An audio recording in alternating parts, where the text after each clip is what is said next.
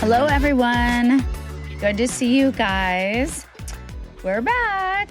Hello. It's the Divorce Unplugged podcast, and it's Keegan and I here again. You might recognize me as the family law liaison. Keegan? Keegan Burke. I am at Divorceology on all your social media. And we're both divorce coaches. And I just want to get the disclosures out now. Not legal advice, not a lawyer, not your lawyer. This is There you go. You're conversation. now using my stuff. Yes, I am not your attorney. Doesn't mean that I'm not an attorney, but I'm not your attorney, and we're not giving legal advice today. Yes, correct. So today, let's talk about who, let's put it into a box, right? And I think it's important that we start working through who are we divorcing, or who is the other side that we're dealing with. And it does take us a step back, right? In one of our earlier episodes, we talked a bit about the chaos and the things that we experience from a divorce perspective, more specifically, that word we all hate, narcissism. But I think it raised some questions from our perspective when we went offline, and it was, did we glaze over some of these topics? And I think today we want to get a little bit deeper, and you have some thoughts and some things to talk about. I have some feedback to it, so let's get right into it. Yeah, so I had some moments of actually rewatching a bit of a cringe moment where I was like, oh, I didn't want people to get the message that narcissists don't exist and they're not out there. And that it's something that people might raise an issue in court, but when you really see it, it becomes a narcissistic abuse issue. And I personally will share a bit about my story. I definitely am a survivor of narcissistic abuse. So I just wanted to make sure that I let everybody know out there that I hear you, I see you, I feel you. I know it's hard, I know it's tough, and it does exist. Yeah, and I think from my perspective, it's sort of the same thing, right? It's for those that are experiencing it's a really difficult journey. Now, it does not necessarily mean that everybody is a narcissist, and that was, I think, what we were trying to get to the root of. But it isn't ignorant of the fact that narcissists do exist. They do. I think for us, though, when it comes to coaching and giving feedback and guidance, man or woman, it's really about trying to manage the process, whether you're dealing with a PD or not. And there are some things that will help you navigate those waters. And I think the other part too is diagnosis doesn't necessarily mean that the outcome is going to change, right? It's still a matter of how you handle yourself, your behavior, and how you navigate the process. Right. You brought up some good points. I think when we talk about diagnosis, we focus on it a little bit too much, but the courts don't really know what to do with a diagnosis. So there's that. And when you're dealing with somebody that you think you have a co-parent that has a diagnosis, we've already kind of discussed this in the past, but keep your boundaries strong and stick to the facts and keep your communication very minimal. Exactly. And document everything. We say it, 1,000 times a day? Document. I can't tell my clients enough. Did you document that? Every single conversation I have when I pick up the phone. Oh, did you document that? I think I just did it 20 or 30 minutes ago. Yeah, no, I totally agree. And I think the other part of it too is if you don't have somebody who is clinically diagnosed and you're not the doctor that can do it, I think it's better for you to stop pathologizing and start strategizing, right? Start thinking about your case and not the diagnosis. Because yes, strategize. I know that we're on the same page there. It's very difficult, and we can talk about this later on down the road, not right this second, but it's really hard to get a psychological evaluation, and they're expensive. So you have to figure out how to deal with this personality regardless, because a judge isn't just going to give you a psych eval. because you say, "Oh, I think this person's crazy." You Yeah, have to show a lot of documentation to get it. yeah, I agree, and I think that goes to something you've said a couple times, and that is, when do you start dealing with it, right? And identifying it earlier than once the divorce happens, knowing what the red flags are, and Mm. getting yourself prepared to handle it. That's an interesting question. So when I coach, I tell people, even if they're in the home, to honestly start documenting everything if you can, like we talked about, one party state. And it's just unbearable in the house. Use your audio on your phone, and there's always a 911 call, and it can be a non emergency as well. But it really, when you start to see it and it's getting out of control and you know it in your heart, that's the minute that you have to start documenting. Yeah, I agree. And it's interesting because even in that vein, it's almost always the same recommendation, right? And I would say, through the lens of, if you feel like you're going to be misdiagnosed or wrongfully accused of something, get your ducks in a row, get your behavior under order, make sure you're not doing Absolutely. things that could be misperceived, and document yourself, right? Protect yourself from some of these things along the way, because I see it all the time, right? Where, You too. things are just ugly and chaotic in a separation. And so, I think it was important for us to kind of cover that more explicitly, make sure that we're not ignorant of the fact that, hey, narcissists Absolutely. are out there. It's just, your fly by night social media, TikTok, and all the Like people that are talking about it. It's just an everybody. overused acronym and It is moniker. overused, but yes, it is something that's very real, and it definitely shows up as certain types of abuse. So without using the word narcissism, I think we just see abuse coming from it. Yeah, I totally agree with you.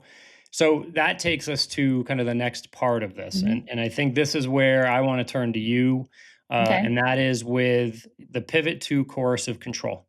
Right, I feel like Oh, you have a lot of experience in this space personally, I do. and so what I think, for us that maybe aren't familiar with it explicitly, it's, Mhm. tell us, from your perspective and with your knowledge, what is coercive control? So I took notes because I didn't wanna get emotional while I was talking about it. I think that what I realized in the end was I was definitely in a very coercive, controlling situation and relationship, and there are some serious red flags that start to occur immediately if you're in a coercive, controlling situation, and this is not to say that abuse doesn't come with it, because it will start out.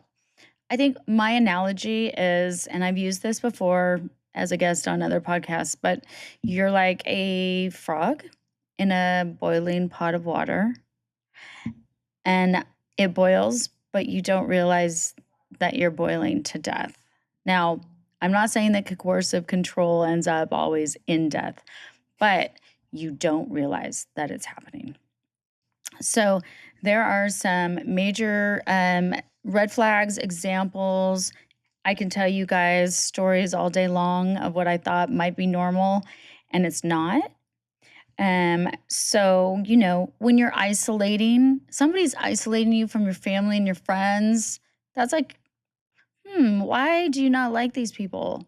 Why can't I be around them? There's a red flag there. We have controlling access to money is actually one of the hugest red flags.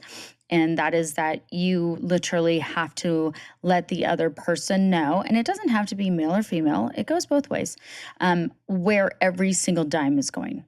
You have to have a house account. You have to be like, oh, you have to account for every dime on Amazon, on, whatever, Instacart, whatever it is.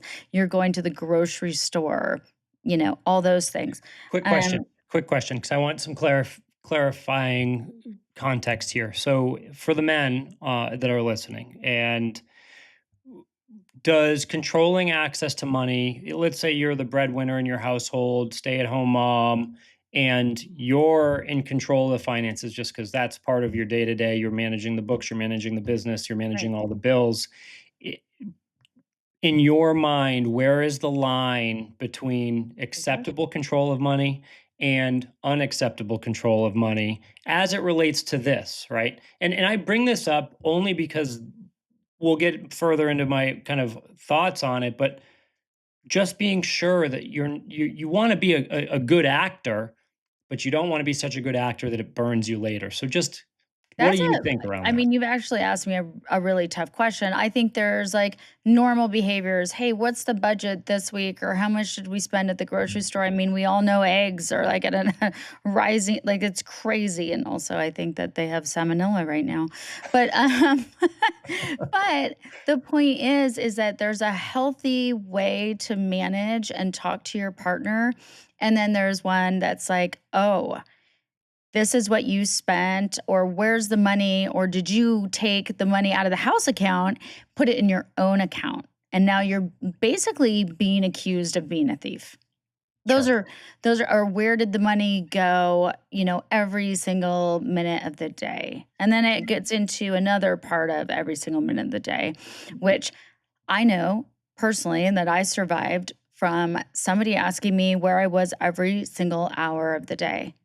And I had to literally send a pin. It's monitoring your phone, your location. What did you do all day long? Like you were gone for 5 hours. Well, you know, those kinds of things are a definite red flag, especially when you have to send somebody your pin all the time and they have your location constantly. But I think the biggest one for me, it was hard, was I was always being asked to turn over my telephone. Mm. Right? So Mhm. that right there was an issue, not because I had anything to hide, but because maybe possibly I was sharing what was going on in my life with my mother, my friends, and then I didn't want him to read the text messages because I knew that I was going to be in trouble, right? So Yeah. that's a huge one. The other one that's really scary that I did endure was they will threaten to take your children from you. Okay, I had a very small child, and he said to me, I was doing my thing, working for his business. We had several houses to manage and a small child. And he said to me, I will fire you. You will not have a job, and I will take you to court, and you will be unfit, and you will lose our child. She was 7 months old. Okay, so anybody that wants to try to literally take your child like that, they will also pull affection away. That's another thing that you might see. I mean, maybe they start sleeping in different beds out of nowhere. You're like, "What?" And that can look like different things as well. And then the other thing that they do is they threaten you with court. Like I Yeah. just said happened to me. I will take you to court, you will lose all custody, and I will show that you're unfit. Yeah. So, okay. That's a pretty lengthy illustration of what coercive control is. Now, for those that are listening, the way I think about it is, some of those can be interpreted in a number of different ways, right? So Right. there is some ambiguous nature to it. But I think the ultimate point here is if you're doing it or you're doing any of these things, you need to reel yourself in and understand what it does do to the other party. Right. But just as equal, right? Let me give you an example. My wife and I share our location not because either one of us is controlling the other, but in these days, I think I have my family on Find My Friends. That doesn't necessarily turn into No. coercive control. But remember what you said, right? Lack of privacy, isolation. It's sort of one of those things, almost like the PD diagnosis, right? Right. It's not one individual symptom. No. It's You like a have to bunch. connect the dots. All Yes. the things that are that's the control, and these Yeah. people that do it because they're so very insecure, Right. and I can tell you, like, one of my clients, we're dealing with this right now. and they were very young children. There was I would say 2, 3-month-old baby and a 2.5, 3-year-old child watched the father yank the very small infant out of mom's arms, and he still says to this day, "Daddy stole the baby." Okay, Mhm. so he was using coercive control to take the child and then to hurt purposely the mother. Yeah. And so I think that's a huge red flag in coercive control as well. They start small and then it builds up to other things. So you Yeah. don't realize you're giving your control away because you Mhm. think you're doing it for the good of the family, and then all of a sudden, it just kind of blows up. Yeah. Yeah. Yeah, no, and I think that's important, right? It's early identification. It's being aware of what it is. So if you're the victim of it, you can identify it. Maybe you Mhm. can have a conversation to nip it in the bud. Maybe you can't. Right. But taking the steps to ensure you're safe and your mental health is in a good place is important. And at the That you same made time, yeah, such a good point. I want people to know that they think that they can stay and endure it. The longer that you stay, the harder it is to heal. mhm, The harder it is to get rid of those the trauma bonds, the triggers. So yeah, when you really see it, and I would suggest somebody going and seeing a therapist also sure, sometimes. sure, And but if you continually talk to your partner and things aren't changing, then you might need to think about it. yeah, yeah. No, I agree. Now, let's talk about application of coercive control when you after you move, you get into the separation phase, right? From an experience standpoint, what the courts look for, what matters, right? And so let's go with your lens, and if, again, Okay. feel free to correct me, but let's go with this is happening because you've experienced it happen to you, Mhm. and why it's important, and then my lens, which is I will denounce anything like that happening. I think any good person, any reasonable person is on the side of, protecting those that are abused. At the same time, through the lens of, okay, there is some skepticism that I would associate with it because it's so subjective, right? Mhm. Is it abuse or is it the strategy that the other side is using? Courts generally struggle to quantify what they can't see. So that's a hard thing to digest from an argument standpoint. That's And true. then the ultimate point, which is real coercive control, is terrifying, right? Oh, it's like But walking on eggshells. It is. It's the, f- awful. the flip side of that is so are false allegations of it. And so Right. that's the unique situation of Mhm. coercive control. And like we said in our last conversation about it, it's somewhat new and I think it's really understood. Agreed. And like we talked about, I am definitely, after I get done with my continuing legal ed, I am going to go through a program so I understand it and I can coach my clients in one direction or the other and just be aware of it because it is something I think that is happens more often than we know, right? Sure. But like you said, the fear in the coercive control part is that you know that you're going to lose, quote unquote, everything when and if it explodes, right? Hmm. Hmm. And mine happened too during COVID, which was really unfortunate. Also, like you said, false allegations can be just as scary because you can think to yourself, "Oh my god, this is a false allegation, but what if I lose everything?" Yeah. Yeah. Yeah. I And I see think both sides. and I think that the bottom line is this, right? It's coercive control definitely exists. Yes. And the reality is in family court, though, right, it gets messy. And so ensuring that you're taking the right steps in the process, right? Ensuring that you've got, in my mind, having a strategist, having a coach is going to be Yes. really important. Whether you do Mhm. yourself, whether you have counsel, doesn't matter. But it's looking for the patterns, the things that are foundational, documenting the facts, and staying conscious around your strategy is really the only way I feel like anybody gets out of it. Man, woman, true or Exactly. false. You have to have a strategist, you have to have a coach, and we keep saying this and people aren't listening because your attorney just doesn't have time to strategize that hard for you in your corner all the time. Well, and then do you have enough money to pay them to strategize that There hard? is that's another conversation too, Yeah, isn't it? exactly. Yeah. All right, so closing thoughts. What do you got? Um, well, that's interesting. Closing thoughts are I want everybody to be aware, all of our listeners, our audience, if you are experiencing any of the things that I pointed out that are red flags for coercive control, please get some help, get some emotional support. Don't be alone in this. I know that it's tough to leave. I know that it is.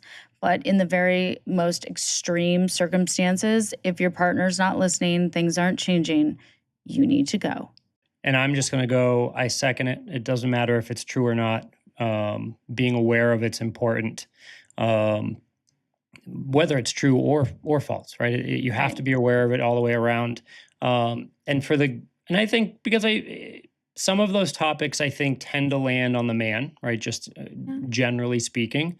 Um, be conscious of what type of feeling you might be imposing on your spouse or your Yes. significant other, right? Because you may unintentionally be doing some things that could be perceived that way.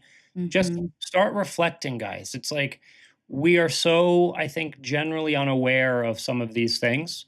Get in touch with reality.